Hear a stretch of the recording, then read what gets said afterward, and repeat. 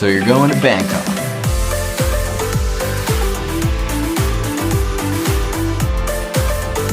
So if you are going to Thailand, you are most likely going to be flying into Bangkok. It is the capital city of Thailand. Bangkok is a huge city with a huge population, and it can be a little bit overwhelming if you don't know how to navigate it properly. Now, if you're flying from North America like I did, and you're flying into Bangkok, you are most likely going to have a layover on the way. It's very rare that you have a direct flight to Bangkok unless you're paying like a crazy amount of money for some sort of fancy flight. One thing when you're booking your flight is with the inevitable layover, make sure that it is a reasonable amount of time. Now, I want to make something very clear.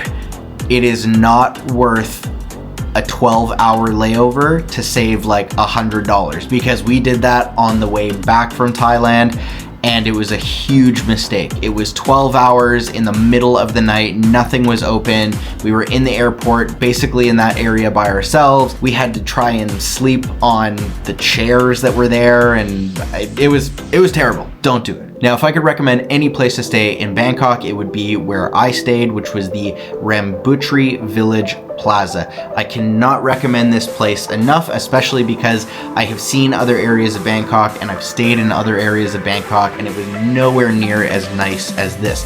It was a very nice little hotel for the money. It had a rooftop pool, and it was situated right in the middle of a very cool little quiet tourist village. They had a bunch of cool bars and pubs and restaurants and shops and everything, and it was located right at the front doorstep of the hotels. Now, another thing is, before you book your trip, you want to make sure that you pick the right season.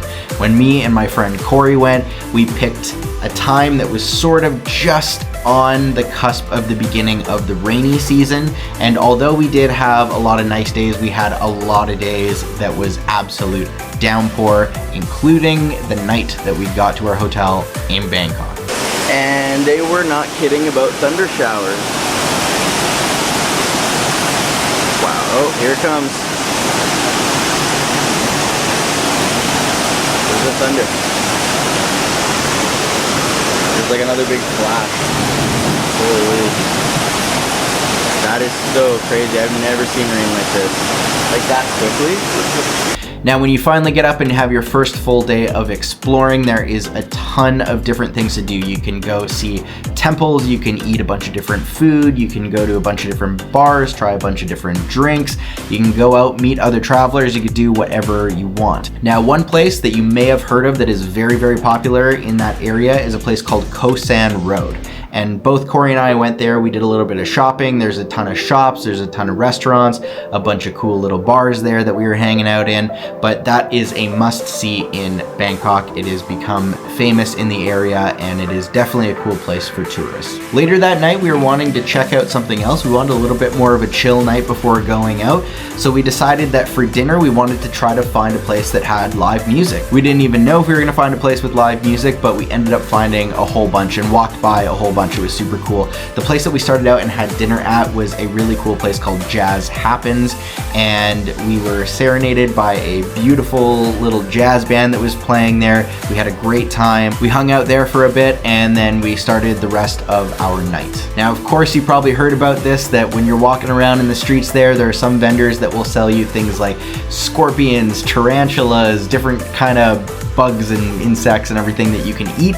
I decided to go for it and get a scorpion myself. And I will say, it was actually much better than I thought. Now, another thing that you're probably gonna hear from a lot of people is that if you're going to Bangkok, you don't wanna stay there that long. And to be honest, I would agree with those people.